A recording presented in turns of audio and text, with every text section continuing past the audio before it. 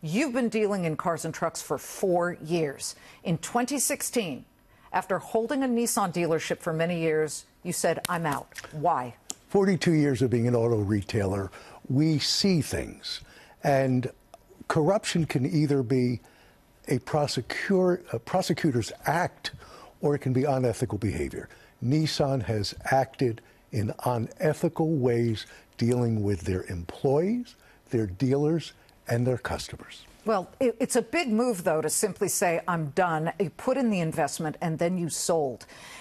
What did you see specifically that made you think, I've got to get out of this part of the business? The leadership just kept moving to an insular basis, whether it be Mr. Ghosn or Mr. Munoz, the chief. Let's talk about who Jose Munoz is. He is the man. Chief Performance Officer. Okay. Not Chief Development Officer, not Chief Revenue Officer, Chief Performance.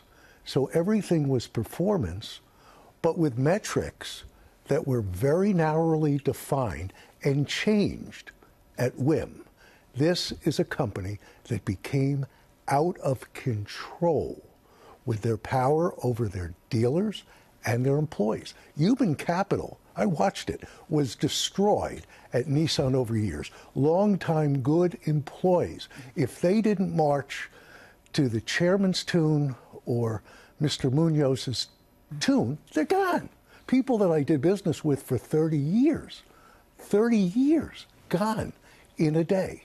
There was never allowable dissent in corporate headquarters. When you saw that Carlos Ghosn had been arrested in Tokyo and the allegations about hiding his compensation, up until recently, he was both chairman and CEO of Nissan.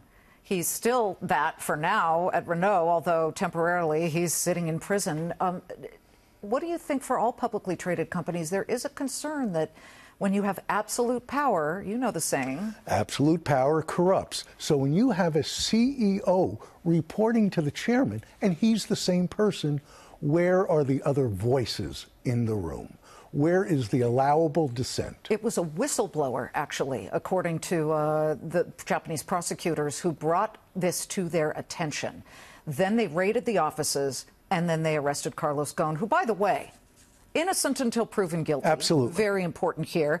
But, you know, being both the chairman and CEO kind of enabled him, is what you're saying, to pull off this alleged chicanery. Well, so I'm very surprised at what they arrested him for.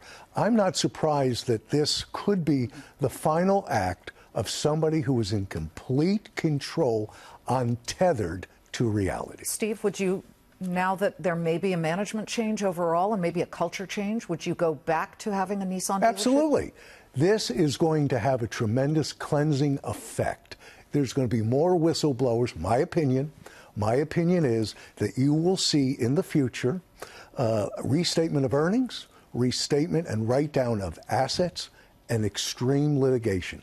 Everybody now feels empowered to speak freely. There is at least one class action lawsuit we need to tell our viewers that has been filed because of this, because shareholders got hit yesterday to quite a dramatic tune with the stock falling.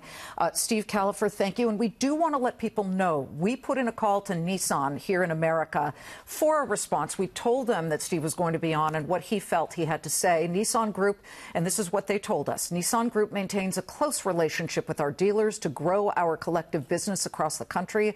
Our top executives hear our dealers' input during monthly advisory board meetings and then work closely with them. And what has that resulted in? You leaving, and as you can see, real issues here with Nissan. We'll be watching it. Steve, thank you very much. And happy Thanksgiving. And to you too, sir, Steve Kalafer.